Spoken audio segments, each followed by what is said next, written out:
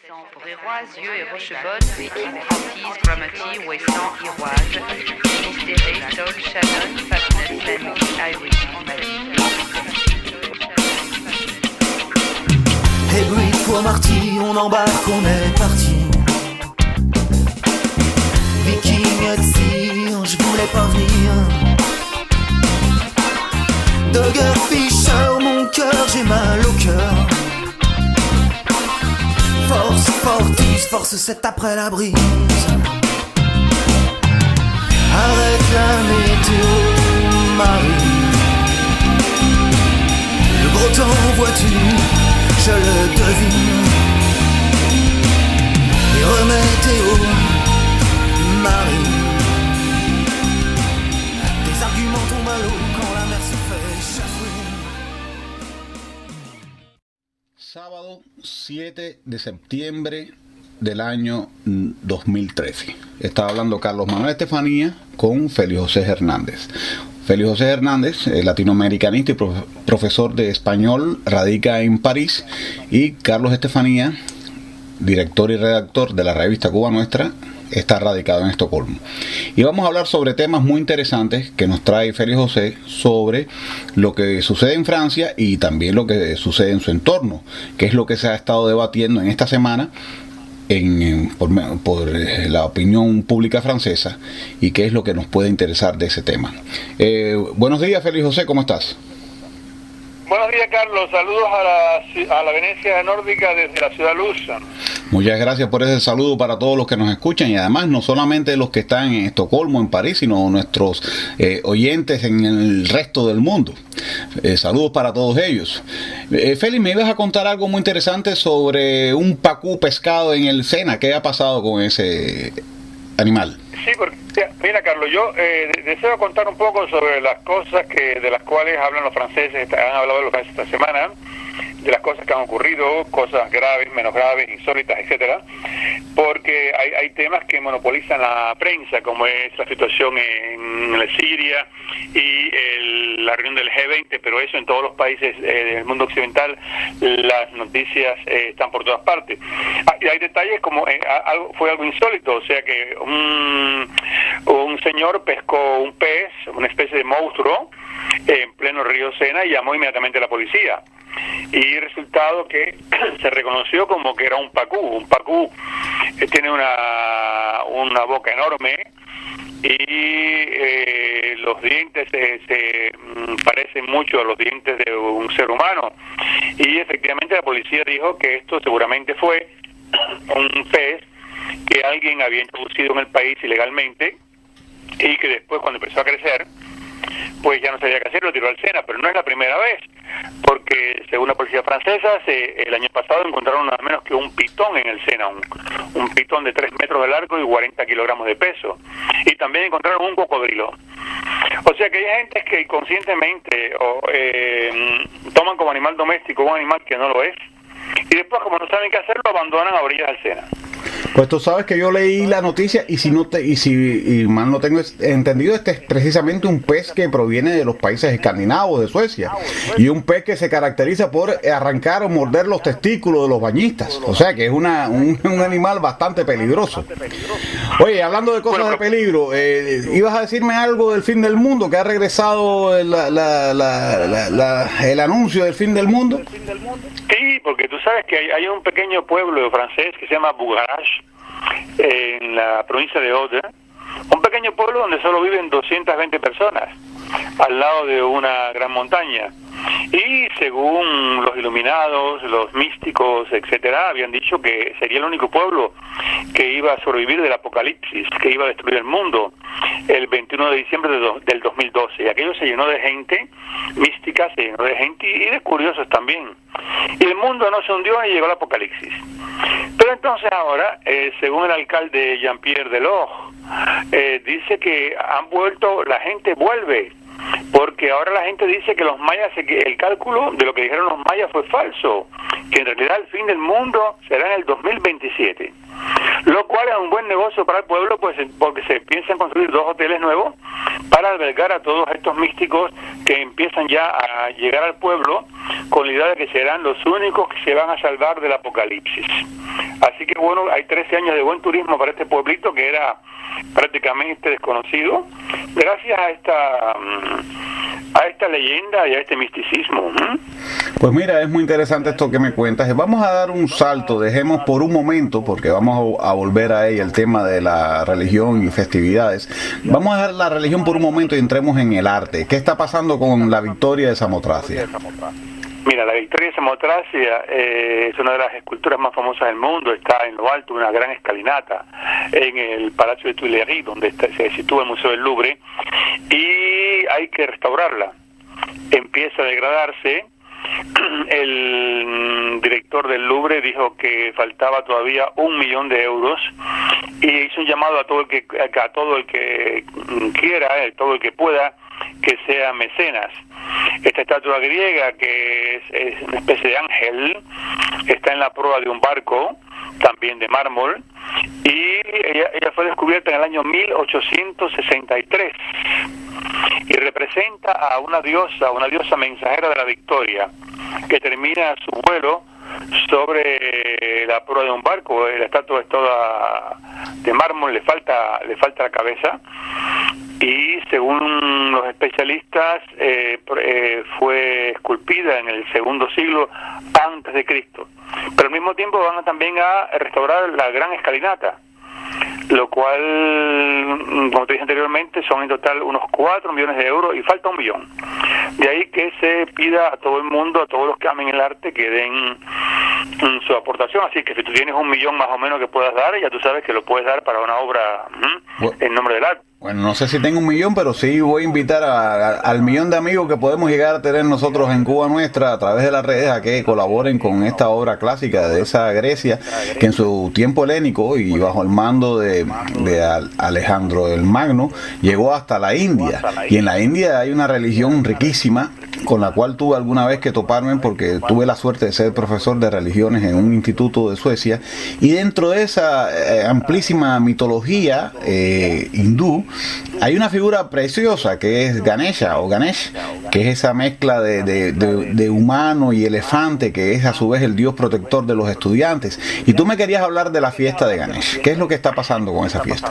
Porque asistieron miles de personas, miles de parisinos asistieron ya son 18 años que se celebra esa fiesta consecutivos a la fiesta de Ganesh en París. Es una divinidad mayor de la religión hindú, y allí había mucho color, mucha música, muchas danzas, y las personas que viven en Francia, que provienen de la India, participaron, organizaron un desfile tradicional desde el templo de Sri Manika Vinayakar Alayam, que es el más grande de Francia de esa religión, y esta fiesta celebra a ese dios niño que tiene cabeza de elefante, hijo del dios Shiva y de la diosa Parvati.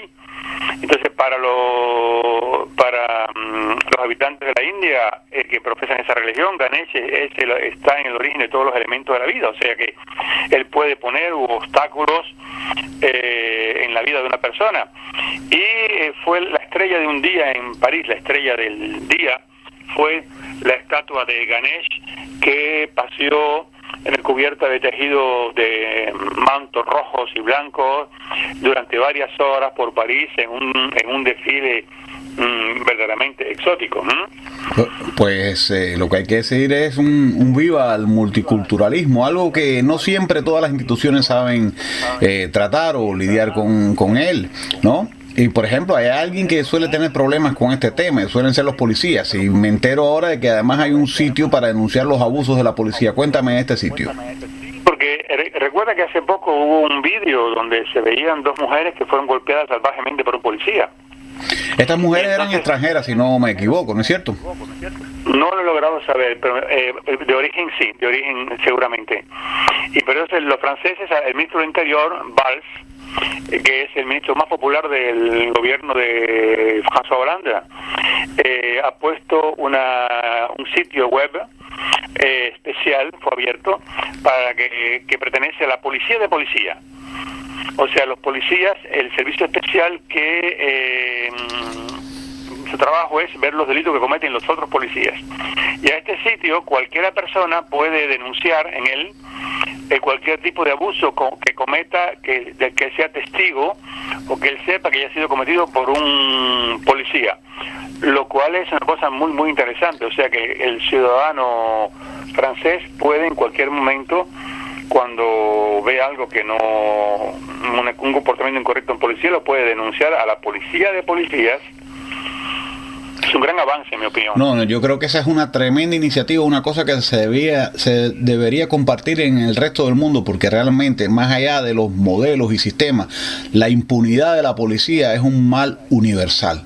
Y que exista un sitio web donde se pueda denunciar los delitos que comete la propia policía y que sea el ciudadano el que tome una posición activa, pues eso me parece genial. Creo que es algo que debemos comprar y difundir en el resto del mundo, un sitio web para denunciar los abusos de la policía. Muy bien, muy buena iniciativa, y en este caso que viene de un gobierno, es lo más curioso, porque esto suele nacer de la sociedad civil.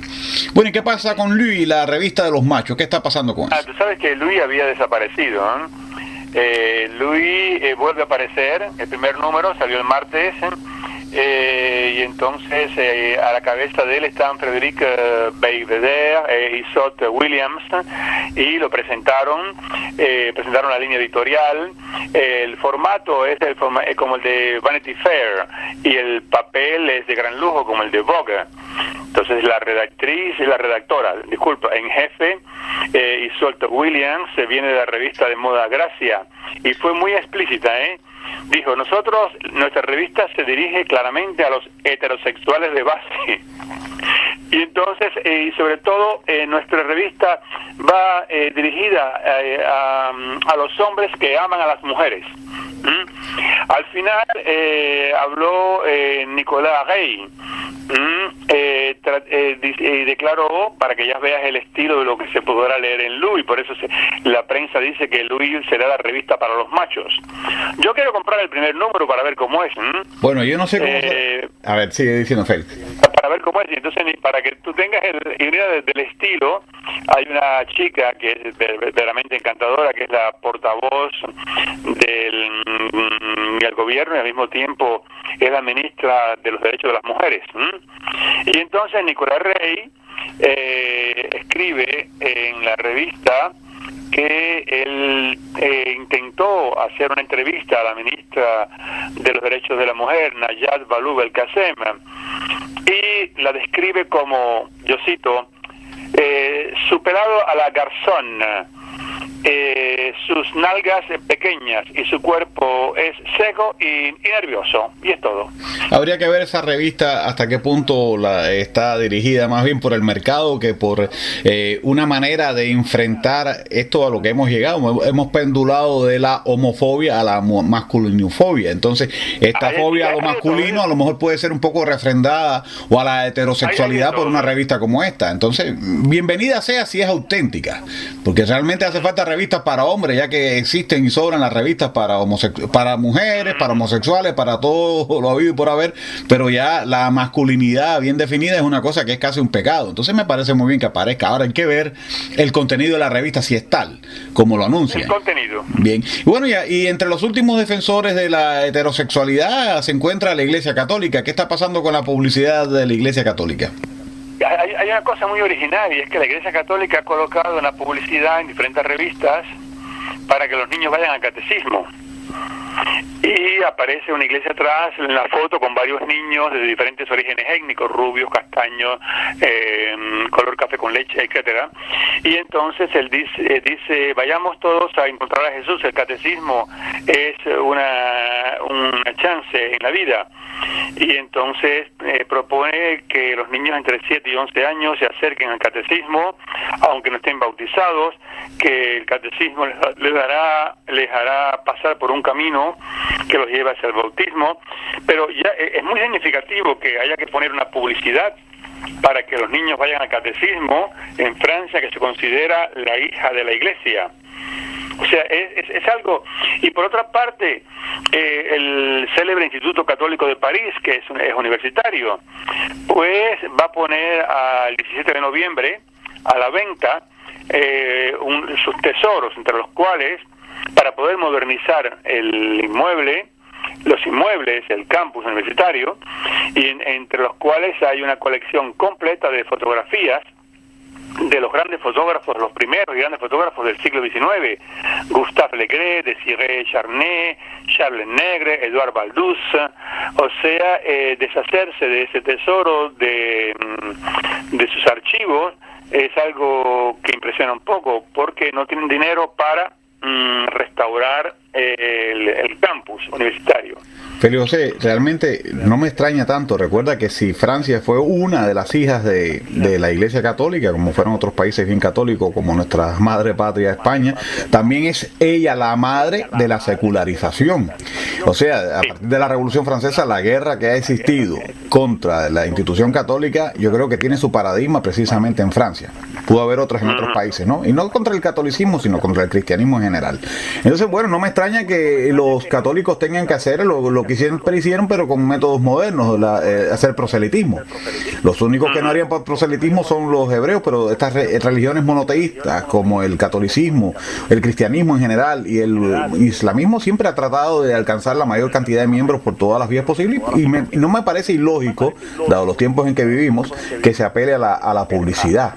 Pero vamos a seguir con el tema de los católicos. ¿Qué está pasando con los tesoros del Instituto Católico? Tú me decías? Explícame bien. Eso fue lo que te dije, que van a vender las colecciones de fotografías históricas de los grandes fotógrafos para poder tener recursos para restaurar el campus universitario. Pero eso es una pena, eso me parece una pena que una institución de alguna manera intelectual se deshaga de esos recursos que son valiosísimos. Primero universitario, el Instituto Católico de París es la Universidad Católica de París. Eso es un crimen, Bueno, y vamos a pasar, seguimos con el monoteísmo. ¿Qué daño se le hicieron a la mezquita de Besançon? Mira, la mezquita de Besançon fue cubierta por pintadas o graffiti anti-islamistas, pero sobre todo más que anti-islamistas fue un problema de racismo, porque podríamos decir, de extrema derecha. Pintaron las siglas de los SS, pintaron la cruz gamada, la suástica nazi, o la cruz céltica, y escribieron que viva Francia, vive la France, en sus paredes, a lo largo de hasta las puertas. Y entonces la prefectura de Douvres está haciendo una investigación a ver quiénes son los responsables de esta provocación estúpida. Sabes que Félix, es muy interesante que me estés contando esto, porque casualmente ayer fui a una conferencia sobre los orígenes del fascismo y el desarrollo del fascismo hacia el nazismo, ¿no? Y entre las cosas que presentaban había una caricatura donde se veía a un hebreo pintando él mismo, ¿no?, una suástica en una sinagoga y acusando a los nazis. Esta es una caricatura xenófoba, y al lado se veía la misma figura pero ya con un turbante y la misma nariz, la misma figura, la vieja caricatura de los semitas. Ya sabemos que los árabes son semitas también, pintando entonces las señales de una organización neonazi contemporánea europea, ¿no? Pero entonces a su vez se nos explicaban de la contradicción que están sufriendo los grupos neonazis que la han emprendido contra el Islam, cuando históricamente el discurso nazi no fue contra los musulmanes, que incluso muchos de ellos fueron aliados de los nazis durante la Segunda Guerra Mundial, sino contra los hebreos. Entonces, de alguna manera se están apartando de sus raíces al emprenderla contra el Islam las personas que de extrema derecha o realmente herederos del nazismo arremeten contra las mezquitas. De alguna manera es una desconexión con sus presupuestos ideológicos originales, porque indiscutiblemente este tipo de cosas es muy neonazi, tiene mucho tufo a neonazismo. Esta extrema derecha francesa va contra todo lo que no sea, según ellos, francés de pura cepa. O sea, todas las religiones, todas las minorías, todos los inmigrantes, todo lo que no sea francés desde hace varias generaciones. O sea que es la extrema derecha, ¿no? Sí, pero esta extrema derecha con esta xenofobia intrínseca y esa exageración y desconocimiento real de lo que es la nación, esta es la característica fundamental del fascismo y del nazismo. que por Ah, no, sí, supuesto claro. también beben de esa revolución francesa de la que hablamos anoche, o sea, que hablamos ahora, mejor dicho, no anoche, hace un ratito. O sea, lo que nunca se ha querido analizar es que tanto el bolchevismo como el nazismo beben de la etapa, sobre todo la etapa jacobina de la Revolución Francesa. Así que no hay nada nuevo bajo el sol en esta persecución de lo distinto y de la variedad, ¿no? Y hablando de las cosas también tristes, ¿no? ¿Qué está pasando con los suicidios? Mira, en el barrio de Clichy-la-Garenne, que pertenece a la zona de Haute-de-Seine, que es la región más rica de Francia, es donde están todas las torres del barrio de los negocios, la Défense, donde está Neuilly-sur-Seine, el barrio corresponde, si tú recuerdas bien, a Cuba, al Bilmore. El diputado UMP de derecha, Thierry Soler, se inquieta mucho y ha escrito al primer ministro debido a la cantidad de empleados municipales, empleados públicos de Clichy-la-Garenne que se han suicidado o han tratado de suicidarse. Y entonces hay algunos empleados que bajo el anonimato han dicho que sobre ellos se ejercen muchas presiones por parte de ciertas personas que los lleva a la depresión y al suicidio. Entonces la policía va a hacer una gran investigación en ese barrio a ver qué es lo que pasa. Pues mira, ahora que me estás hablando de suicidio, estaba pensando en las distintas terapias que se utilizan para refrenar sobre todo la depresión. Y pensando en las terapias, también pienso en las pseudociencias o pseudoreligiones o religiones al fin y al cabo que se han generado sobre la base de terapias, como es el tipo de la cientología, cuyos activistas los he encontrado muchas veces aquí en Estocolmo y a veces he hojeado sus libros y no me parecen del todo mal enfocados. Lo que sí sé que son como sectas que explotan mucho a sus miembros. Y me ibas a contar entonces algo de la cientología. ¿Qué está pasando con el Tribunal Supremo y la cientología en Francia? Yo recuerdo cuando la última vez que estuve en Tampa, yo iba siempre a una especie de peregrinación a visitar la antigua manufactura de tabaco donde Martí hablaba a los tabaqueros cubanos, y me encontré que actualmente, eso fue el año pasado, pertenece a la Iglesia de la Cientología, el inmueble completo. Y entonces incluso yo quería enseñarle a mi hijo la escalita donde hablaba Martín, y entré y aquello era muy moderno, me ofrecieron varios DVD, varios libros, folletos, de todo, me hicieron una cantidad de regalos enorme, de una gran calidad en cuanto al material, al papel, a todo. Y entonces, bueno, lo que te quiero decir es que aquí en Francia, la Iglesia de Cientología protestó vigorosamente el miércoles, nada menos que frente al Tribunal Supremo de Justicia, porque han condenado dos de sus principales estructuras francesas por, oye bien, yo cito, estafas en bandas organizadas. ¿Qué cosa? La cientología evoca que esto es una violación de la libertad religiosa, pero es que en Francia la cientología está clasificada como secta por diferentes informes y investigaciones parlamentarias. No es como en Estados Unidos o en otros países donde se le considera como una religión aparte entera. Y en Francia es raro que una iglesia sea calificada como banda organizada o que sea condenada por el mensaje que ella difunde. Se declaró el abogado de la cientología, el señor Louis Boré. Para él la decisión de la Corte Suprema es que, según, vuelvo a citar, escogen entre las buenas y las malas religiones. Y agregó, una religión no es más que una secta que ha triunfado. De nuevo se va a reunir el 16 de octubre la Corte Suprema de Justicia para analizar el caso de las acusaciones contra la cientología. Tú sabes que esa misma es mi definición de una religión establecida, una secta que en algún momento ha tenido el apoyo del poder y ha triunfado. Y también leí hace algún tiempo, hubo una lucha en Alemania también contra la cientología, y la cientología equiparaba esa persecución a las actividades neonazis o fascistas contra determinadas religiones. Yo tengo muchos resquemores y dudas y cuestionamientos a la cientología, pero realmente yo pienso que como todas las demás religiones o sectas deben tener derecho a a existir, y que la mejor manera de combatirla es desarrollando un pensamiento crítico, no a través de la persecución legal contra personas que en el fondo creo que no han cometido mayores crímenes que cualquier otra religión. Sencillamente me parece un poco injusto lo que está pasando con la cienciología en Francia y lo que pasó en Alemania, ¿no? Pero bueno, quizás tú tengas otra opinión. Y la justicia dirá. bueno, la justicia lo dirá, pero yo a veces no creo en la justicia de los hombres, ni tampoco la de Dios, sino la de la razón. Vamos a seguir hablando un poco de la saga Betancourt. ¿Por dónde va esta historia? Esto es una saga interminable, ni que fuera Dallas. ¿Te acuerdas de la serie de aquella de Dallas? Sí, la conozco. Sí. Y ahora resulta que, ¿sabes que la señora Betancourt, Liliane, es la mujer más rica de Francia, una de las mujeres más ricas del mundo? Y su hija Françoise Betancourt-Meyer se ha descubierto que le había dado 300.000 euros a la contable de la familia, a Claire Thibault, ex contable, pero fue una cosa muy serio, porque fue delante de un abogado con papeles firmados y en forma de préstamo.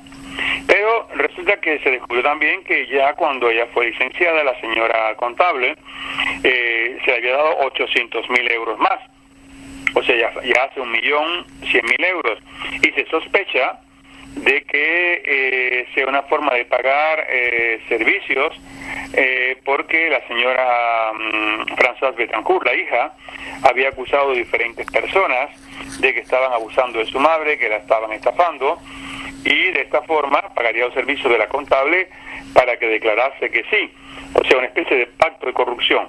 Hasta ahora no hay nada probado, está todo en manos de la justicia, son acusaciones, quizás sean falsas. La única realidad es que la señora contable, ella obtuvo 800.000 euros y después 300.000 más al ser licenciada, o sea que la saga continúa.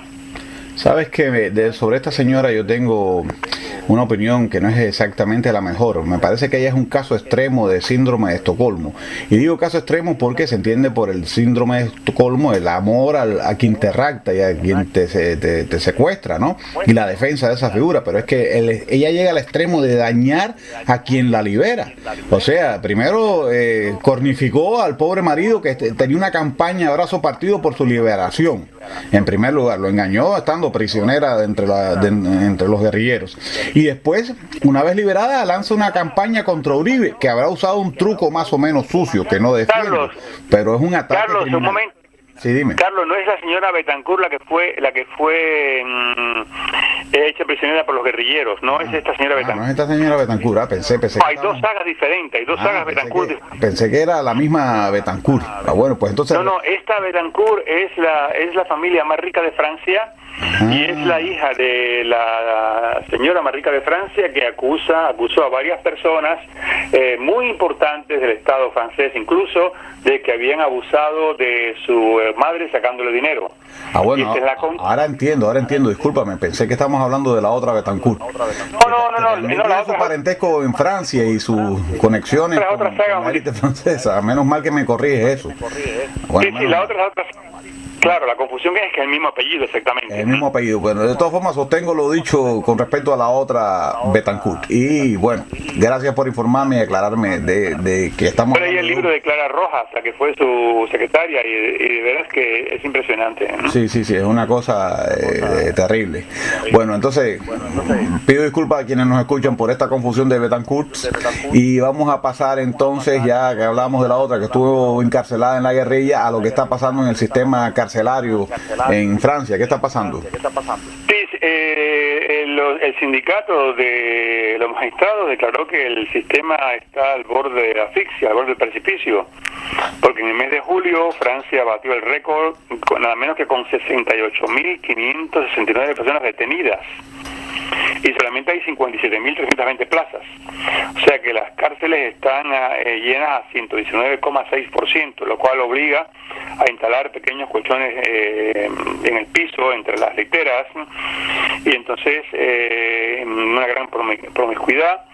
Según algunos que son liberados, porque terminan sus penas, dicen, hay las declaraciones de un tal Karim, que cumplió 2 años de cárcel en la Santé. La Santé, que es la cárcel de París. Dice, allí me propusieron cometer diversos delitos cuando yo saliera, conectarme o contactar a fulano o a mengano, que podía ir de parte de ellos, y o sea que según los informes de la justicia francesa, el 63% de los que salen de la cárcel vuelven a caer, a cometer delitos los mismos o peores en los 5 primeros años después de su liberación. Si el sistema sigue así, se calcula que en el 2020 habrá 150.000 detenidos, o sea, prácticamente 3 veces más que los puestos que hay.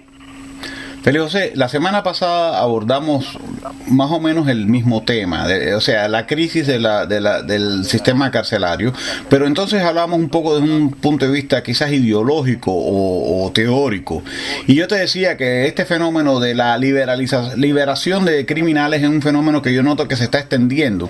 Pero entonces el argumento que utilizabas no era este argumento que ahora aparece, ofrecido por la prensa, que es del hacinamiento, o sea, parece que es un argumento humanitario o humanista, ¿no? El que yo había visto siempre era precisamente este que tú me estás contando ahora, de que ya no caben la gente en las cárceles. Pero yo sigo en la posición de que lo que hay es una intención de lanzar los criminales a la calle, no solamente porque es una manera de entonces pedir más poder, cuando sería mejor, lo mejor es ampliar, invertir recursos en el sistema carcelario y humanizarlo, por supuesto. Y también pienso que la sociedad moderna ha creado otros mecanismos de control y disciplinamiento que no son los clásicos. Habría que analizar en otro momento cuáles son esos sistemas de control, sobre todo sobre la base de la atomización del ciudadano que tiene el Estado y el poder, para el cual ya no es necesaria una cárcel de las típicas, de las clásicas, de las que siempre hubieron, ¿no? Y bueno, dejemos un poco el tema de las cárceles y entremos en el tema de los miles de niños pobres que beben por primera vez el mar. ¿Quiénes son estos niños que ven el mar por primera vez? Sabes que la crisis golpea fuertemente a Francia y hay una organización que se llama el Socorro Popular, ¿no?, que el miércoles pasado llevó a 5.000 niños pobres de París a la playa de Cabourg, una playa muy elegante, muy en Calvados, para que vieran el mar. Las imágenes son bellísimas, bellísimas. Los niños cuando ven el mar y tocan el agua, es una cosa como... es extraordinario, te hace saltar las lágrimas a los ojos ver esta gente formidable del Socorro Popular que hicieron este gesto gracias a ayudas de diferentes organismos, sindicatos de los transportadores de autobuses, etcétera, para llevarlos. Hicieron ahí un picnic y los niños pasaron por primera vez en su vida un día en la playa. Pero algo muy preocupante, muy preocupante, han sido las declaraciones de Bernard Jomier, un doctor, un médico pediatra, que declara que, por ejemplo, en el distrito 19 de París, que es uno de los más pobres, él ha hecho una solicitud a la alcaldía, porque se han detectado que actualmente el 30% de los niños escolarizados en las escuelas de los barrios pobres van sin desayunar a la escuela, van con el estómago vacío. Y entonces, según el informe que él ha hecho, dijo que no es posible cuando los niños llegan con el estómago vacío, pues cómo se podrán concentrar, cómo pueden atender a las clases. Dice, cada día, yo cito, cada día llegan más niños a la escuela con el vientre vacío y habrá que restaurar, como en la época en que Francia era muy pobre. Yo me acuerdo que en Cuba, en mi pueblo de Camajuaní, allá, aquel pueblito perdido en un valle en la provincia de Las Villas, nos daban un vaso de leche a la hora de la merienda. Y aquí en Francia igual. Aquí en Francia a las 10 de la mañana pues les daban una merienda a los niños porque se suponía que a los niños pobres que no podían comer suficientemente en las casas. Yo comía normalmente en mi casa, pero me daban mi vaso de leche. Y entonces él propone que dice, tendremos que llegar a volver a reinstaurar la antigua merienda gratuita para los niños pobres en las escuelas. O sea, es una cosa muy inquietante, ¿no? Sí, es inquietante. Yo tengo la experiencia de trabajar en una escuela aquí en Estocolmo que le da su desayuno a los niños por la mañana. No todos lo necesitan, pero sí muchos que vienen así y realmente sin necesidad, porque en Suecia incluso las personas desempleadas tienen un subsidio suficiente como para alimentar a sus niños, pero no sé qué descuido ocurre a veces en determinadas familias y los niños pueden venir a la escuela sin desayuno. Y por otra parte, hablando de Tucumán, Juaní, y pensando en nuestra Cuba, para nosotros que vivimos en una isla rodeada de mar, es muy difícil entender lo que significa el mar para el que no lo ha visto nunca. Sin embargo, yo, gracias a la literatura y el cine, he visto esa impresión, no he tenido esa experiencia ahora como un hecho tan real como el que tú estás viendo. Pero sería lo mismo, sería el equivalente de ver la nieve. O sea, para quienes viven en los países donde nieva, es inconcebible que haya la impresión que puede tener aquel que ve la nieve por primera vez. Así es el clima y la naturaleza, asombra al que nunca ha percibido uno de sus fenómenos. Y un fenómeno... Dime. La primera vez la vi en el pleno Champs-Élysées. Ajá. En el año 81, mi primer país, año de libertad, yo llegué en mayo a París, y en diciembre estábamos paseando por los Champs-Élysées para ver los árboles de Navidad, y de pronto comenzó a caer nieve. Y te puedo asegurar que me comporté como un niño pequeño, yo la tocaba. ¿Te das cuenta? Es lo mismo, el mismo fenómeno.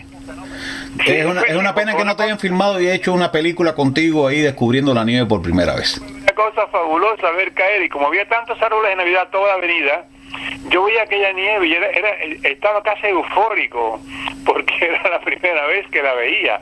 Fue un recuerdo inolvidable. Es una cosa muy bella ver la nieve por primera vez. Y una cosa, y todo lo contrario, es una cosa muy lastimera, que el sistema de tren subterráneo que le da nombre a todos prácticamente esté con una tremenda suciedad. ¿Qué está pasando con el metro de París y la suciedad? El metro de París está cada día más sucio.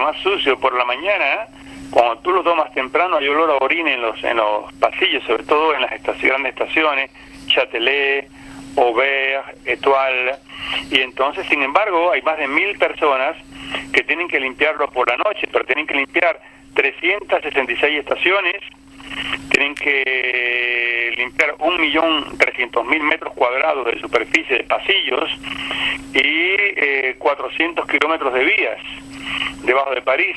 Sin embargo, cada día tú ves que está más sucio. La estación de Leal da asco, ¿eh? Y entonces al fin los directores del metro han tomado como medida que van a hacer un plan, oye bien, de 70 millones de euros al año durante 5 años, o sea 350 millones de euros para poder limpiar bien todo el metro de París. Actualmente solamente entre comillas, solamente se invierten 10 millones de euros al año en limpieza, o sea que se va a multiplicar por 5. Bueno, pues entonces... Y esto te da la idea de la sociedad que existe en el metro parisino. Entonces va a mejorar la cosa. Claro que sí. Así tiene que ser, porque pienso que esto debe ser incluso... El metro de París debe ser uno de los elementos que atraiga al turismo. Conocer un metro histórico. Óyeme, y hablando de turismo, vamos a pasar entonces al tema de la inmigración y las naturalizaciones. Me estabas diciendo que ha aumentado un 14% las naturalizaciones. ¿Cómo es eso? Entre julio del 2012 y de 2013, en este año último, ha aumentado el 14% de las naturalizaciones, lo cual la derecha y la extrema derecha critica mucho, porque esta cifra en los 2 años precedentes fue solamente de 7%. O sea que los socialistas han dado muchas más naturalizaciones que la derecha cuando estaba en el poder. Y bueno, hay más posibilidades para que se integre la gente. No, por supuesto, a la xenofobia, la naturalización para la xenofobia esto es un peligro, pero yo pienso que eso es un avance político y democrático, porque una vez que el ciudadano se naturaliza, o sea, entiendo por ello adquirir la ciudadanía, adquiere a su vez los derechos cívicos y políticos necesarios para participar, valga la redundancia, la política a la cual está sometido. Entonces yo veo en ese aspecto un rasgo progresista, positivo y humanista por parte del gobierno que esté ampliando las naturalizaciones. Eso me parece muy positivo y felicito a quienes lo están haciendo. Quienes están haciendo lo felicito. Bueno, ¿y qué pasa ahora con el Panteón y una mujer al Panteón? ¿Qué pasa con esto? Mira, tú sabes que el Panteón en Francia, en el barrio latino, exactamente frente al Jardín de Luxemburgo, es el lugar donde están enterrados los hombres más grandes, los que más han hecho brillar, hombres y mujeres, a Francia en el mundo. Claro, hay algunos que no están y que le han hecho mucho. Por ejemplo, La Fontaine está en el cementerio de Père Lachaise, Balzac también, De Gaulle se negó, está en el pueblito. Yo fui a ver su tumba, más sencilla no puede ser la tumba de Charles de Gaulle, pero sin embargo cuando el Parlamento se reúne decide a quién darle el honor, y allí tú puedes visitar allí la tumba de Voltaire, la tumba de André Malraux, de Victor Hugo, de Marie Curie, que están en la cripta. Y entonces resulta que el presidente Hollande ha dicho que la próxima persona que será enterrada en el Panteón, o sea, sus restos se transportan allí, nadie muere y va directamente para allí, o sea, después se hace un análisis de toda la vida que hizo, de cómo brilló, de lo que aportó a la humanidad. Y entonces Hollande prometió que el próximo sería una mujer. O sea, ha habido incluso manifestaciones de que tiene que hacerlo. Tiene que hacerlo porque en el Panteón, triste récord, hay 71 hombres y 2 mujeres nada más. Sabes que a veces tengo mis resquemores con la discriminación positiva, ¿no? O sea, a veces creo que es importante para romper esquemas.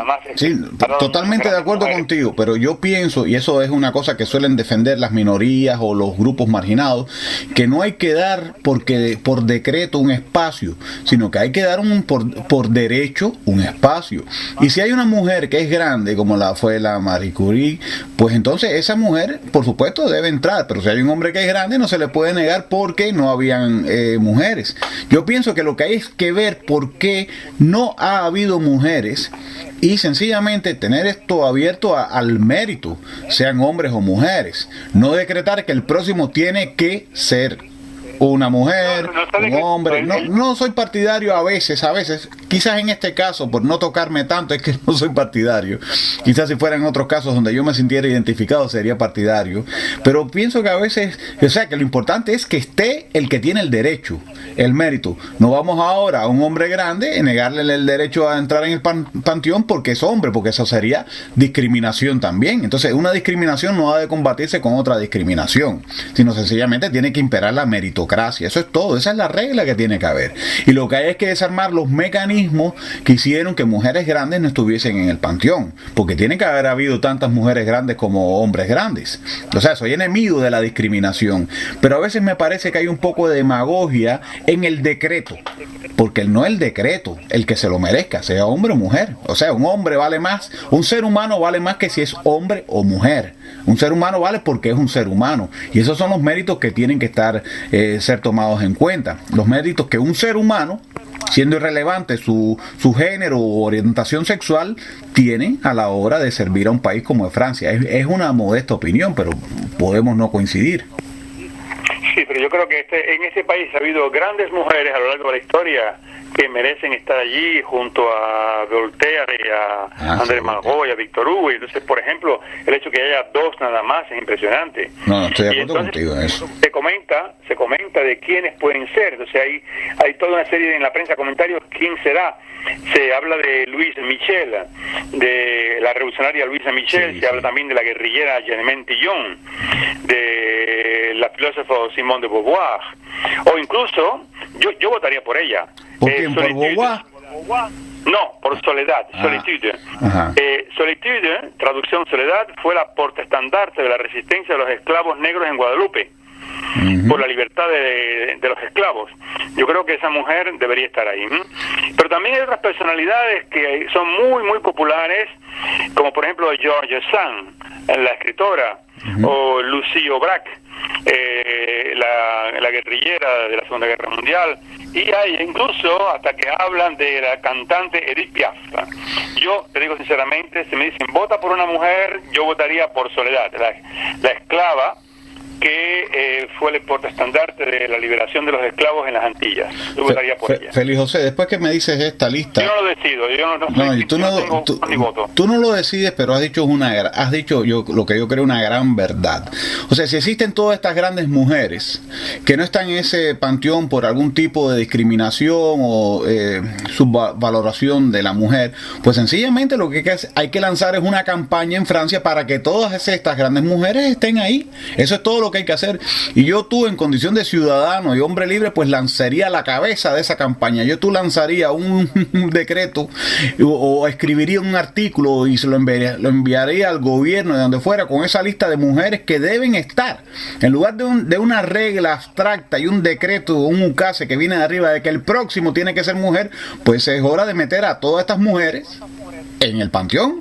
Eso es todo. Y yo creo que tú, como ciudadano libre, pues tienes todo el derecho a pedir, por no decir exigir, y estoy seguro que mucha gente te apoyaría, y esta sería tu tribuna aquí en Cuba Nuestra, para demandar que todas las grandes mujeres de Francia, que fueron tan grandes como esos hombres, estén en el panteón. Así debe ser la cosa, pienso yo. Yo espero que soledad entre solitud.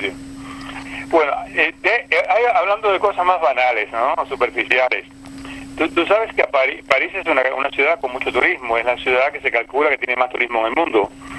Y los hoteles normalmente están llenos al 90%, con puntas del 99%, por lo cual las autoridades turísticas dicen que se pierde mucho turismo por falta de hotel.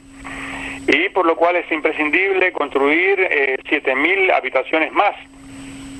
Ponen como por ejemplo que Londres o New York la media de ocupación es de 85%. Y sobre todo entre primavera, verano y otoño, los hoteles franceses pues tienen que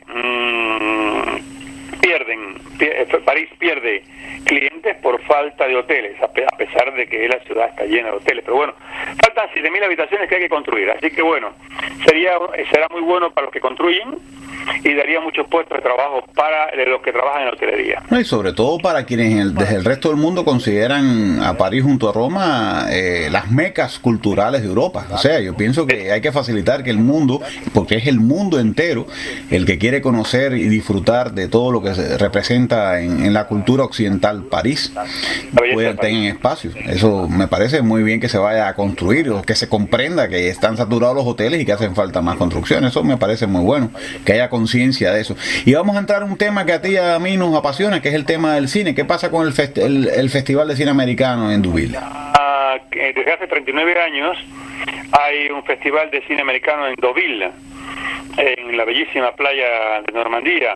Y este año asisten Cate Blanchett, John Travolta, Channing Tatum, Michael Douglas, Nicolas Cage, y o sea, vienen muchas estrellas de Hollywood.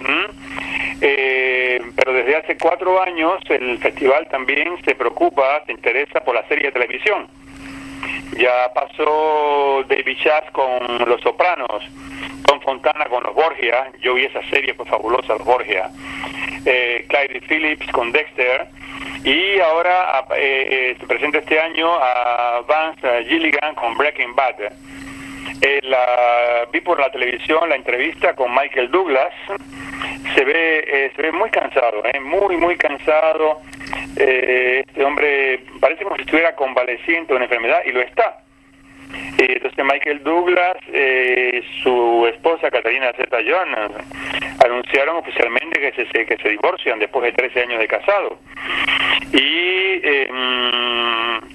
en el 2011 la actriz de 43 años había confiado que tenía problemas de bipolares, de confusiones, y antes de entrar a un hospital para hacer un tratamiento especial, un año antes Michael Douglas había revelado que tenía un cáncer. El actor de 68 años, cuando tú lo ves, parece que tiene 10 más. Aparte de que lo vimos sentado cómodamente en el Hotel Normandía, en la terraza, en un ambiente de mucho glamour. Pues él declaró que su vida se ha complicado mucho debido a que su hijo Cameron, que nació de su precedente historia de amor, está preso en Estados Unidos por tráfico de droga. Él dijo que su hijo había caído en la heroína y que como la heroína costaba muy caro, pues vendía heroína para poderse pagar la suya. O sea que a este hombre le ha caído el cáncer, el hijo preso, el divorcio con la esposa, son demasiadas cosas.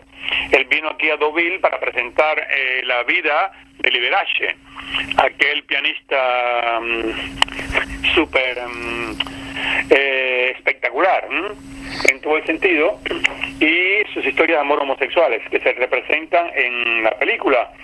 El periodista le preguntó que si el padre de él, Keir, no le había dicho nada a él, que hacía siempre papeles de tan viriles, etcétera, hiciera el papel de un pianista homosexual. Dijo que no, que el padre le dijo que había actuado muy bien. Pues estoy viendo una especie de degradación en la historia de esta familia, de la dignidad a la que llegó el viejo Kirk, con lo que está pasando con su nieto que está en la cárcel por tráfico de drogas. Es una pena que pasen estos fenómenos asociados a algo tan bello como es el cine. Y me parece muy inteligente que se incorporen las series, porque hay series de televisión, y no solo norteamericanas, a veces veo series de otros países, ya sean suecas, españolas, quizás francesas, que no tienen nada que envidiarle en cuanto a lo artístico y a la calidad de la producción a lo que se hace para cine. Y también noto, y me parece bien, que haya ese maridaje entre el cine francés, más que el cine, los eventos de cine en Francia y Estados Unidos, porque yo siento que en el cine americano hay un culto muy grande al cine francés, hay un respeto muy grande por el cine francés. Supongo que esto venga desde la época de Lumière. Y bueno, vamos a pasar a otro tema. ¿Qué pasa con los sellos reales? Mira, se ha descubierto una cosa fabulosa, amigo, fabulosa. Sí. Yo nunca me hubiera esperado. Y tú sabes que en los archivos nacionales de Francia hay una riqueza incalculable. Una riqueza, los manuscritos de todos los grandes escritores, bueno, lo que hay allí es una maravilla. Y han comenzado a hacer unas restauraciones y han encontrado, recuerda siempre que cuando los reyes escribían, había siempre, ponían la cera, y con la sortija ponían el sello real, ¿no? Sí. Con una cinta, etcétera. Y han descubierto que en los sellos de Pepino el Breve, por ejemplo, de Carlomagno, ya desde la época medieval, en todos esos documentos, han encontrado vellos o cabellos en el interior. Y entonces, claro, en aquella época era imposible pensar de que un día iba a existir el sistema de ADN. Exacto. Y lo han hecho, incluso se explica, la directora de los archivos nacionales, no la directora, la responsable de los talleres de restauración, la señora Agnès Prévost, explica de la importancia que se daba a los cabellos en aquella época, que era tan importante que un cabello en el interior de la cera pues daba la autenticidad del documento. Incluso ella declaró que, como ejemplo, que la reina Clotilde, en el año 545, cuando murió su hijo Clodomiro, en el 524 se opuso completamente a que sus 3 nietos fueran pelados, porque declaró: los prefiero muertos que pelados. Porque en aquella época, para humillar a alguien, la forma de humillar a alguien era pelarlo al rape. Y entonces la historiadora María Adelina Nieren dice que introducir en los cabellos, en los sellos, una parte del cuerpo real, aunque fuera tan sencilla como un cabello, pues era reforzar el poder del documento. Y esta práctica existió en Francia hasta el siglo XV. Fíjate, es muy curioso. Mira qué originales. Sí, no solamente originales, es extraordinariamente curioso. Es como si le diese la razón a todos estos teóricos del misterio y del esoterismo que hablan de civilizaciones que informaron en otros momentos de lo que vendría, porque es lo que tú dices. Solamente ahora, cuando se conoce lo que se puede hacer con el ADN, se reconoce el valor de un cabello. Incluso hablando de Carlomagno, que es una de mis figuras favoritas dentro de la historia europea. ¿Te imaginas que utilizando un un cabello de él y con el desarrollo de la genética se lograra hacer un clon de esa figura histórica. Entonces es muy interesante lo que me estás contando, Félix, de verdad, realmente es algo que es apasionante este hábito y sobre todo este entender del valor de un cabello en la Edad Media, es algo asombroso. Y por eso que yo prefiero comentar estas cosas contigo y para los que nos escuchan, que hablar de un tema que monopoliza la actualidad. O sea, son cosas que forman parte de nuestra vida cotidiana y de nuestra historia. Sí, sí. Bueno, pero vamos a hablar entonces, dejemos esa historia que es tan apasionante y entremos un poco en el presente ahora. Vamos a hablar de los alemanes, que en buena parte de ellos pertenecieron junto a Francia al imperio de Carlomagno. ¿Qué está pasando con el presidente alemán en el pueblo mártir de Orange-sur-Glane? Uno de los crímenes más grandes cometidos por los nazis en Francia fue la destrucción completa del pueblo de Oradour-sur-Glane. Cuando los aliados desembarcaron en Normandía, pues tropas alemanas se dirigieron hacia el norte, desde las distintas zonas de Francia, y en este pueblo, que vivía tranquilamente, ellos cogieron a todos los hombres y los fusilaron a todos, no dejaron un solo hombre vivo. A las mujeres y a los niños los encerraron dentro de la iglesia y le dieron candela a la iglesia, los quemaron vivos. Es uno de los crímenes más grandes que hicieron los alemanes en Francia y que provocó más odio contra ellos. Incluso varias veces en visitas de Estado desde Adenauer hasta Kohl hubo intentos de que fueran allí a colocar una corona, y los pocos sobrevivientes que lograron escapar a la muerte segura porque no se encontraban en el pueblo en aquel momento se negaron.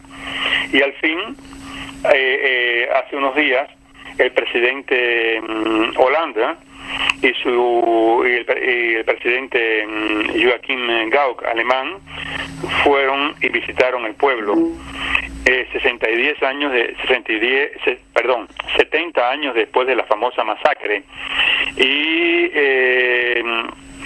en la división que hizo esta monstruosidad fue los SS Das Reich, y entonces fueron acompañados por un viejito de más de 90 años que sobrevivió a la masacre porque logró esconderse en un lugar cercano, y los acompañó, y la escena fue muy, muy, muy conmovedora, como este hombre, con mucho respeto, del brazo del viejito, el presidente alemán, pues puso la corona y pidió disculpas al pueblo francés por el crimen cometido por los nazis. Esa fue una cosa, es un gesto muy, muy bello que ocurrió. Es comparable cuando Helmut Kohl, cogido con la mano, puso la famosa corona en el gigantesco osuario, donde hay decenas de miles de restos de personas desconocidas, el osuario de Daumont, en Verdun. Y yo lo visité ese lugar y es una cosa escalofriante. Así que es un gesto muy bello. No, es un gesto muy bello, indiscutiblemente, ¿no? Y además este fue un crimen sin el menor sentido histórico, porque salvo la resistencia que hubo en el desembarco de Normandía, que realmente los alemanes combatieron con fiereza y le causaron innumerables bajas a los aliados, prácticamente a partir de ese momento la liberación de Europa fue prácticamente un paseo. Es como si los mismos alemanes prefirieran ser vencidos y derrotados por los americanos y los ingleses que permitir que Stalin llegara hasta el otro extremo de Europa. Entonces ese fue un asesinato sin ningún sentido, que lo he visto muchas veces reflejado en el cine. Claro, estamos hablando de los derrotados, pero yo creo que también sería importantísimo que algún día Putin fuera a Berlín y pidiera disculpas por las miles de alemanas violadas o quizás asesinadas, o que fueron empujadas al suicidio tras la ocupación del ejército rojo en la parte de Alemania que ellos conquistaron, o que el mismo Cameron fuera a pedir perdón por los miles de niños alemanes asesinados durante los bombardeos en las ciudades alemanas durante la agresión, especialmente en Nuremberg, donde tuvo lugar ese famoso juicio. Entonces, es un gesto de grandeza, pero me parece que sigue habiendo siempre una especie de desbalance entre los crímenes que se cometieron durante la Segunda Guerra Mundial. En este caso, Francia no tiene mucho que cargar consigo, porque ella realmente fue un país que prácticamente se dejó ocupar, vamos a estar claros. No hubo mucha resistencia al nazismo, aunque después hubo grupos que lo combatieron. Y bien, son noticias interesantísimas que tú nos has dado, Félix José Hernández, desde París, y que nosotros aquí desde Estocolmo te agradecemos. Muchas gracias por toda esta información, Félix. Bueno, pues no sé si tengo tiempo, me quedan 2 o 3 cosas, no tengo tiempo, ¿no? Pues no, pensé que habíamos terminado según todo lo que teníamos previsto, pero si tienes cosas más, adelante. ¿Cómo vamos a desperdiciar todo este conocimiento y este saber?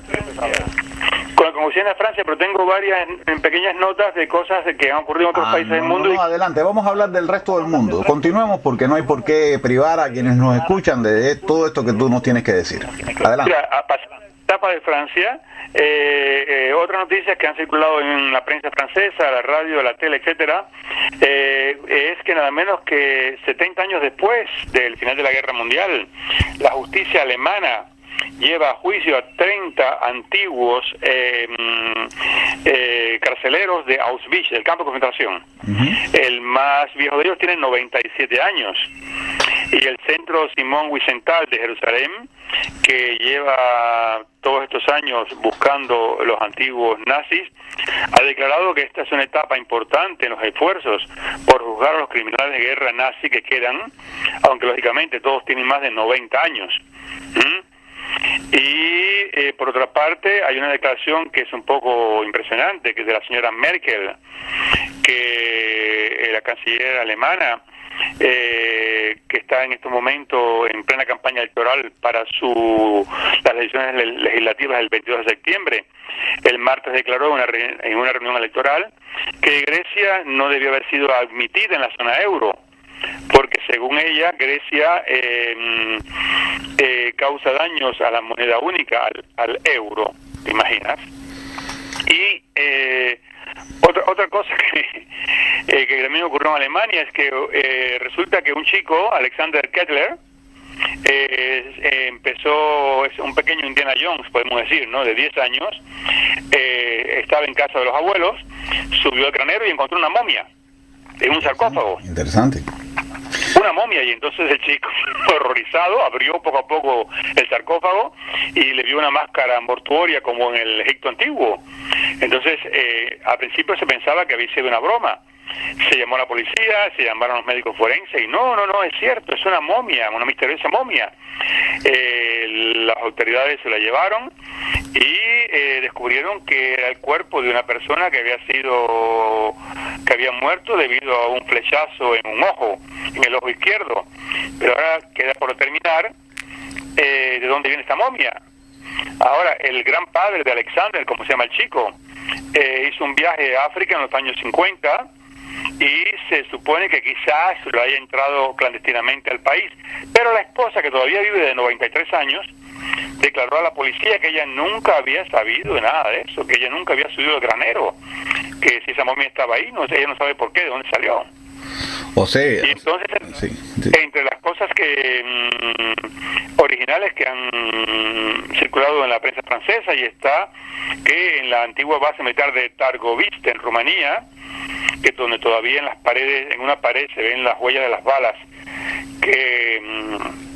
con las que fusilaron en el año 89 a finales en diciembre a Nicolai y Elena Ceausescu, pues las autoridades locales han decidido hacer un museo, el Museo de los Ceausescus, para ganar un poco de dinero, e incluso exponen la cama, que es una especie de cama de militar, de litera, donde la pareja Ceausescu pasó su última noche antes de morir. Y o sea que había un viejo, no sé quién lo dijo, hasta después de muertos somos útiles. Pues van a ganar dinero gracias a la cama de Ceausescu y la pared de Ceausescu. Mientras que en Rusia, los habitantes de Gori, en Georgia, el pueblo donde nació Stalin, están muy enfadados, porque resulta que en el año 2010 les quitaron el monumento a Stalin en el medio del parque, y ahora el Consejo Municipal exige que les devuelvan el monumento, que Stalin tiene que estar allí, en el medio de aquel parque, porque fue el héroe del pueblo.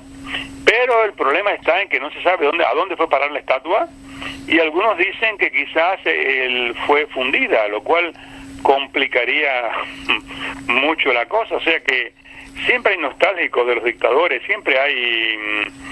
Y con respecto a Putin, resulta que un pintor, Konstantin Altoninen, hizo un cuadro en Moscú donde representaba a Putin con ropa interior femenina. El hombre tuvo que salir huyendo de Rusia y Francia le acaba de acordar el asilo político. Así que... Ok, vamos a tomar nota. Francia se desquita de Putin. Putin le dio asilo político a Depardieu y ellos le dan asilo político al pintor que se burla de Putin. La política es un laberinto muy complicado, amigo. Sí. No, y hablando de eso, mira, ahorita me mencionabas entre las noticias esto sobre el juicio contra los criminales nazis, que ya son gente viejísima y que posiblemente no les va a pasar nada. Y me hablabas de Stalin. Y me gustaría recordar que cuando los aliados, tanto los soviéticos como los ingleses, ocuparon Alemania, pues hubo una gran protección de figuras del nazismo porque podían ser recicladas. En Estados Unidos para la ciencia y en la parte de la Alemania ocupada por los soviéticos precisamente para la administración de esos lugares. Entonces la desnazificación siempre fue muy problemática porque fueron los mismos aliados los que protegieron, dado sus intereses, a los nazis, además de que había un nivel de comprometimiento de toda la población en el nazismo, como ocurre en cualquier estado totalitario, que al final no encontraba gente para nada si no tenían un pasado nazi. Entonces esa es una cosa muy muy compleja y donde mucha gente se han metido en ello, ¿no? Muy curioso lo que me cuenta de esta momia que aparece en los altos en la casa de estos chicos. Uno está acostumbrado a que las momias aparezcan en una pirámide o incluso en una mina, pero nunca en un sitio así, ¿no?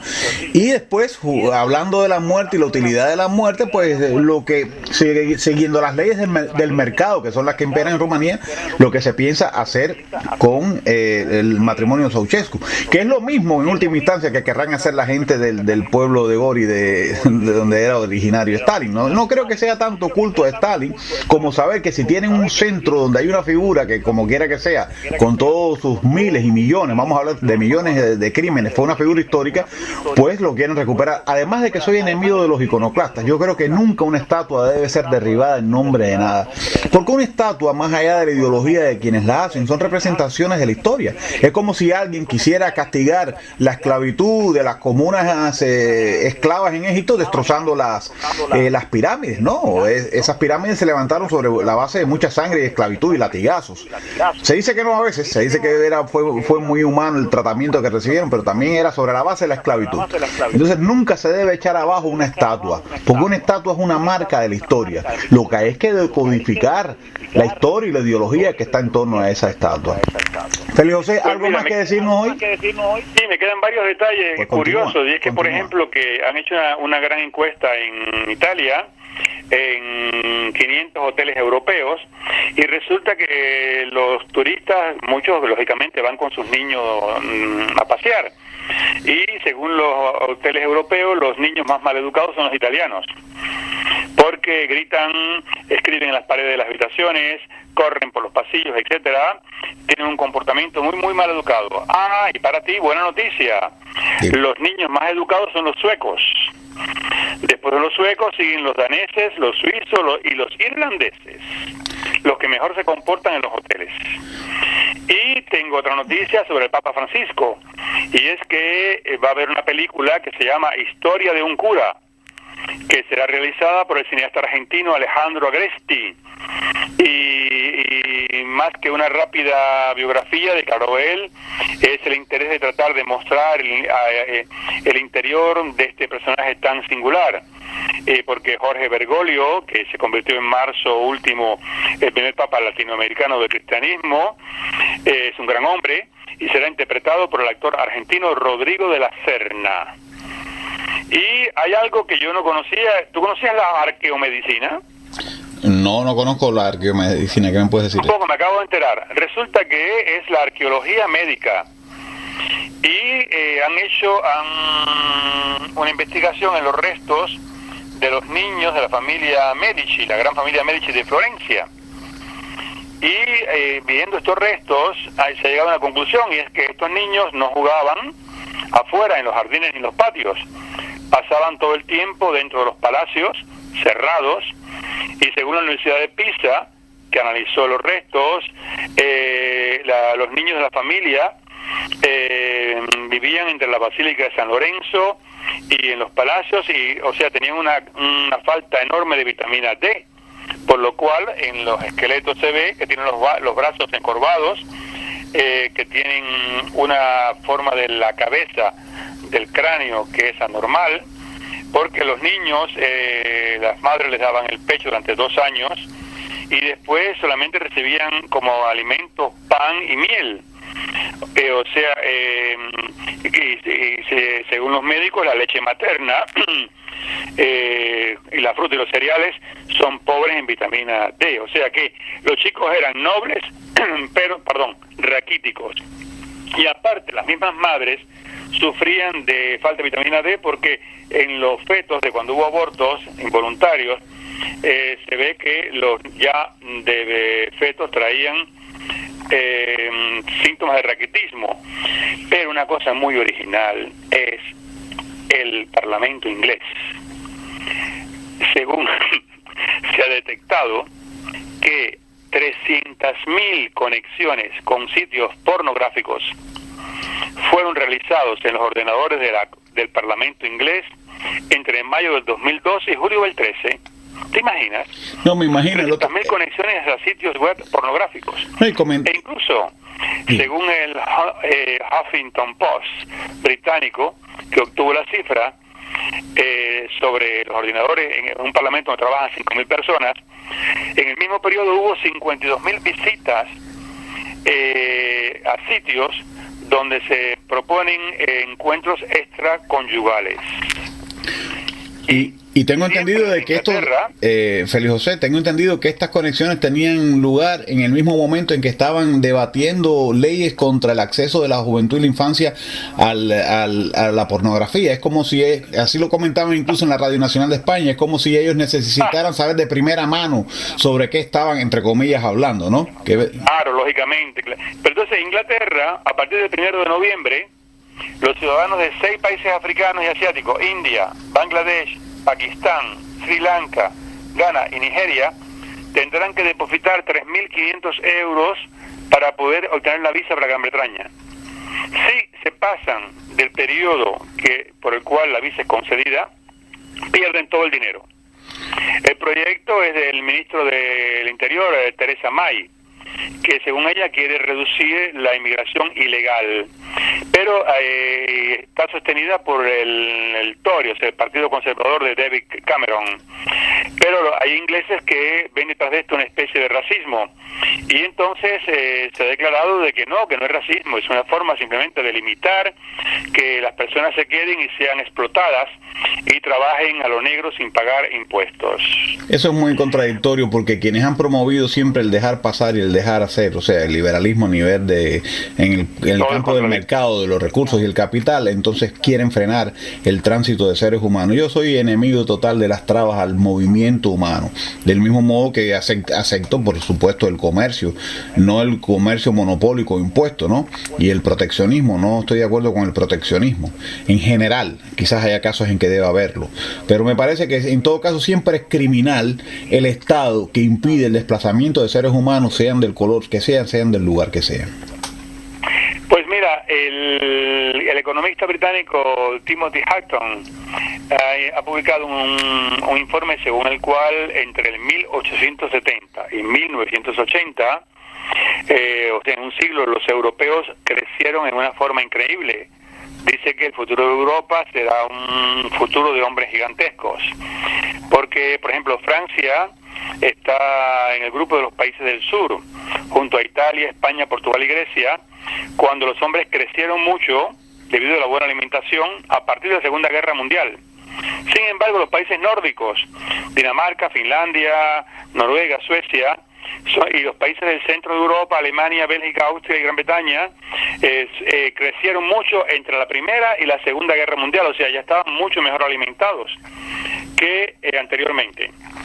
Y hay una nota italiana que dice que el pasemos a este tema, Félix, déjame hacerte un breve comentario porque tiene mucho que ver con mis propias experiencias, ¿no? Por ejemplo, he visitado más o menos en el centro norte de Suecia viejas casas campesinas, y me he dado cuenta que me cuesta trabajo entrar en ellas porque la gente era bajita en aquella época, ¿no?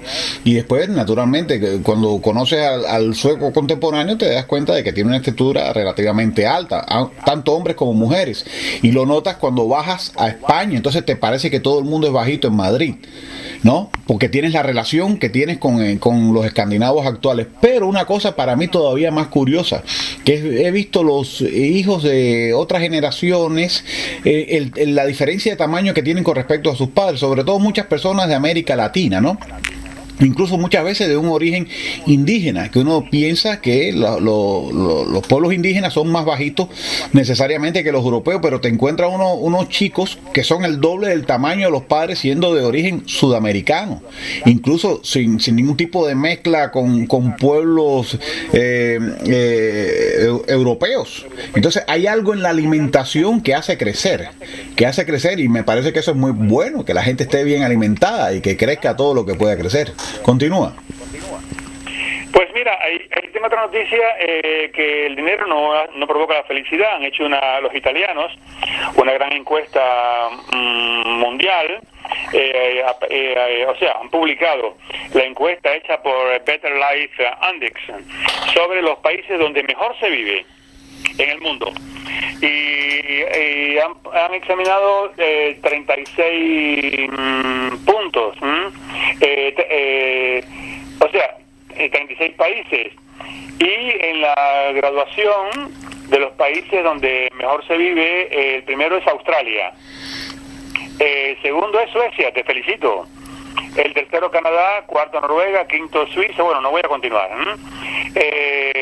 basados en 11 criterios diferentes sobre la calidad de la enseñanza, la peligrosidad, las comunicaciones, etcétera. Y hay algo raro, por ejemplo, en los Estados Unidos es el país donde una persona puede ganar más dinero al mes. Sin embargo, en cuanto a estar satisfecho de la vida que lleva, ocupa el lugar 14. Italia ocupa el lugar 23. Porque de Italia solamente se salva en 3 aspectos. Se salva en la calidad de la salud, en la falta de violencia y criminalidad, y en la satisfacción del trabajo. O sea que tú vives en el segundo país del mundo donde mejor se vive. Te imaginas, te felicito. Mira, Félix, yo te agradezco tus felicidades, pero yo tengo una crítica a todos estos criterios, valga la repetición o la cacofonía, ¿no? Del país donde mejor se vive, porque es verdad, es objetivo que hay una serie de índices materiales que dicen que se vive bien por ello, pero después tenemos una serie de índices que no existen prácticamente, espirituales, donde radica la verdadera felicidad del ser humano.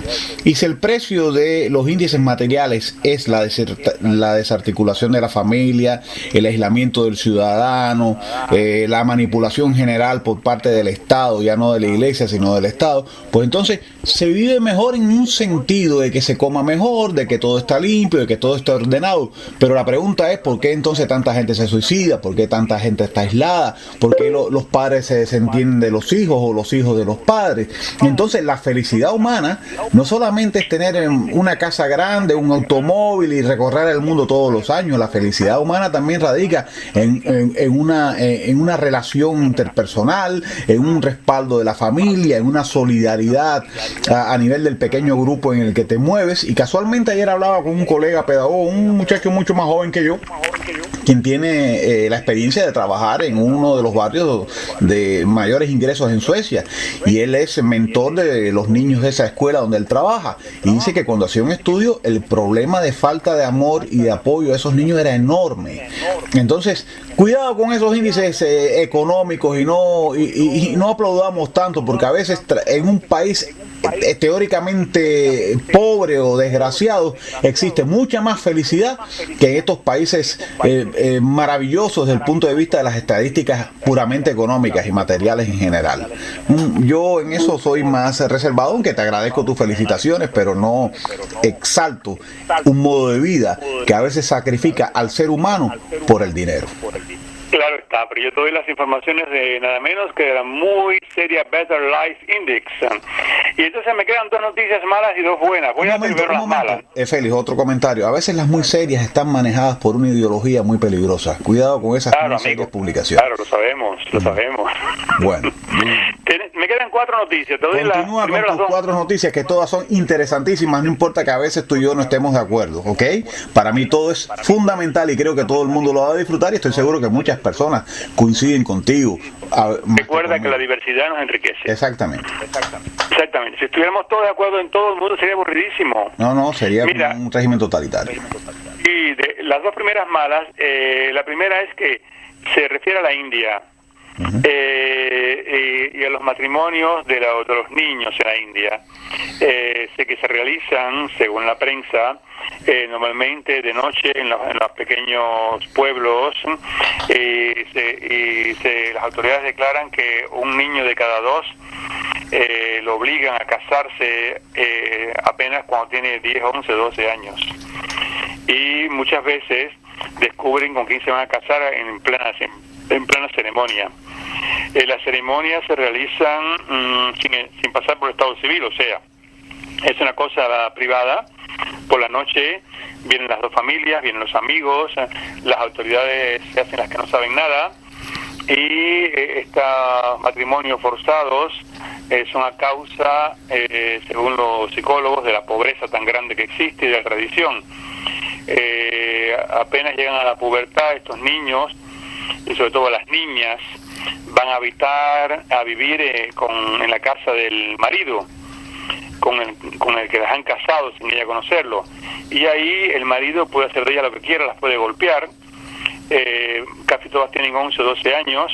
La suegra las pone a trabajar como esclavas, y cada año, inmediatamente, lógico, en cuanto tienen las primeras reglas, salen en estado. Según las autoridades sanitarias de la India, cada año 80.000 niñas mueren al dar a luz en las familias de adopción, muy lejos de los hospitales. Y una de las heroínas actualmente de la India es una adolescente llamada Rekha, que a los 11 años se rebeló públicamente contra sus padres y contra la familia del que iba a ser su marido, porque habían organizado un matrimonio forzado. O sea, mucho coraje para esta niña de 11 años.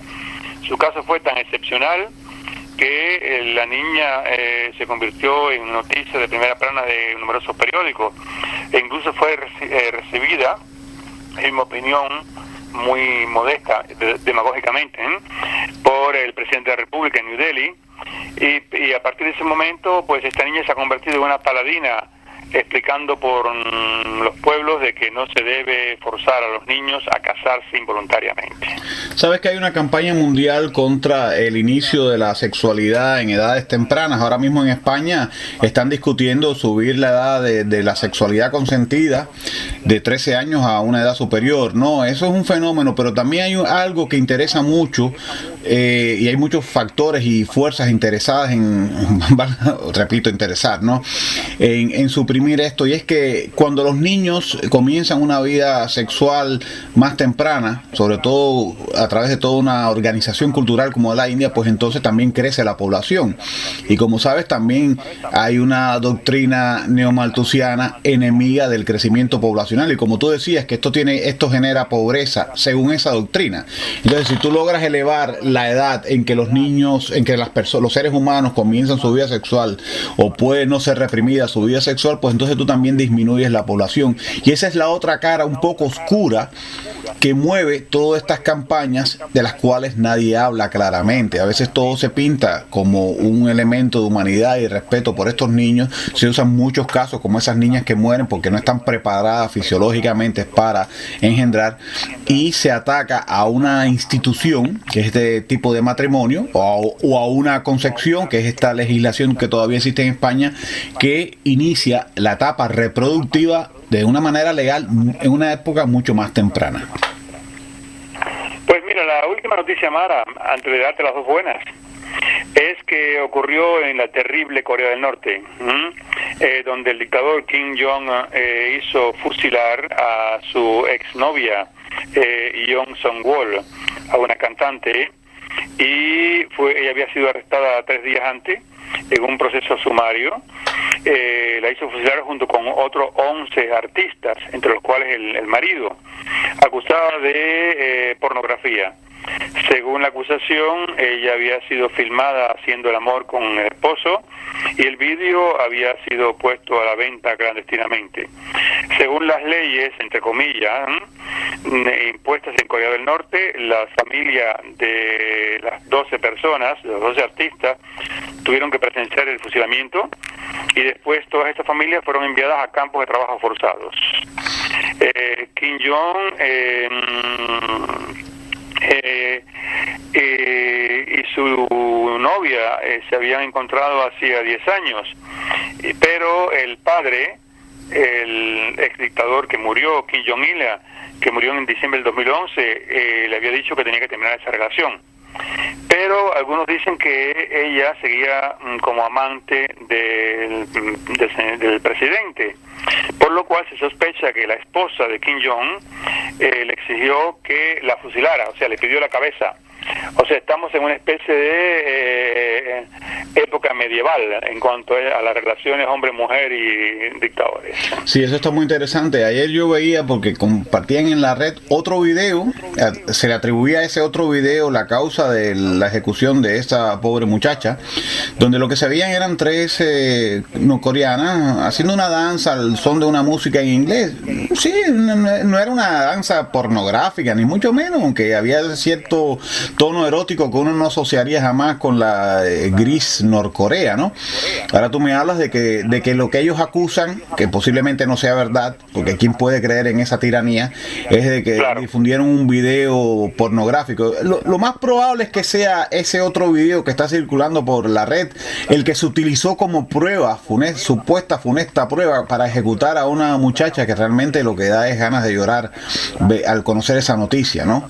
Es triste que exista esto. Y lo más simpático es que en la propaganda oficial se quiere asociar a este supuesto video pornográfico con la ocupación de unas Biblias, como si una cosa tuviera que ver con la otra, cuando solo en la mente esquizofrénica de un tirano como el de Norcorea, por cierto, muy amigo del régimen que impera en nuestro país, pudieran caber cosas tan diferentes, ¿no? Yo quisiera saber qué dice el movimiento feminista del mundo, qué dicen la FEMME, qué dicen todos los que suelen defender a las mujeres maltratadas ante el crimen, cuando el crimen lo comete un Estado contra una mujer. Me gustaría oír sus voces con la misma fuerza con la que se pronuncian por otros casos, cuando se trata de otras culturas. Te apoyo. Oye, Félix, ¿algo más? Para terminar, tengo 2 noticias. Continúa. Bueno, pudieran haber sido dramáticas, pero son simpáticas. Y es que He Jiaid va a entrar en la historia de la aviación, junto con Louis Blériot y Charles Lindbergh, con sus pequeñas gafas de aviador, su casco en la cabeza, pues va detrás de las huellas de estos 2 grandes héroes de la aviación. Ocurrió el sábado pasado. Este niño de 5 años fue piloto de avión y resumió acaparó los grandes títulos de la prensa, sobre todo en su país natal, en China. Pues rompió un récord mundial. Nunca un avión había sido pilotado por un niño de 5 años. A él le llaman Dudu en su país. Este piloto hizo proezas increíbles, se puede ver el vídeo en YouTube, y logró volar volar en una avioneta de 2 puestos, acompañado lógicamente por un monitor que se encargó de supervisar el vuelo, pero fue He Yair el que se mantuvo en el timón durante 35 minutos. Incluso aterrizó él solito su avioneta, ahora su papá, Hillis Gen, que se autoproclama como papá Águila. Había pagado 3.500 euros de lecciones privadas para pilotear la avioneta. Este hombre había ya hecho hablar de su hijo porque lo había filmado caminando en calzoncillos en la nieve en Nueva York, y en aquel momento el video había provocado muchas protestas. Pero bueno, rompió el récord mundial. Nunca una avioneta había sido pilotada por un niño de 5 años. Así que tenemos un nuevo héroe de la aviación. Es una hazaña, eso solamente lo puedo asociar con el Pequeño Príncipe. Exactamente. Y para terminar, voy a contar una historia, un turista que pudo haber terminado muy mal. Resulta que Ryan logró sobrevivir a una verdadera historia de horror. Este turista neozelandés quería pasar algunos días de aventura estilo Robinson Crusoe, y se hizo desembarcó de un barco con su kayak en una pequeña isla que se llama Governor Island, una pequeña isla desierta australiana, y allí quiso vivir en varios días como Robinson Crusoe, repito, pero no sabía que allí había un gran cocodrilo, un enorme cocodrilo de 6 metros de largo, que le hizo la vida imposible, y los días que pasó este hombre los pasó huyendo, encramado en los árboles, y cada vez que lograba llegar hasta el kayak, allá iba el cocodrilo detrás de él. O sea que él se le acabaron los víveres, se le acabó todo, nada más que podía tomar agua, y entonces al cabo de 15 días, un habitante de una isla cercana que pasaba vio una lucecita, porque a él se le ocurrió hacer una llama todas las noches para llamar la atención, y este habitante por suerte se acercó en su yate a la costa y logró salvar al pobre Ryan. Y yo creo que es un hombre que no se le ocurrirá más querer imitar a Robinson Crusoe. No, el pobre Ryan... Y así va el mundo, mi amigo. Espera, Félix, solo quiero apuntar entonces que el pobre Ryan quiso ser un Robinson Crusoe y terminó siendo el Capitán Hook de Peter Pan y su problema con el cocodrilo. Realmente no siempre se puede imitar las grandes figuras de la literatura, si no se tienen las agallas para hacer una de ellas. Claro que sí. Oye, Félix, muchas gracias por todas las noticias que has comentado y todas las informaciones que nos has dado. Han sido súper interesantes y creo que quienes nos escuchan nos lo van a agradecer. Te lo van a agradecer a ti, que eres quien has compilado y has comentado y has dicho todo esto tan curioso de lo que está pasando, no solamente en Francia, sino en el resto del mundo. Bueno, que tengas un feliz fin de semana, este día tan lindo, y este sábado y este domingo que tenemos acá en Estocolmo, y que debe estar igual en París. Igualmente para ti y para todos los que nos escuchan. Muchas gracias, Félix José Hernández. Un abrazo, Carlos, un abrazo. Adiós. Adiós.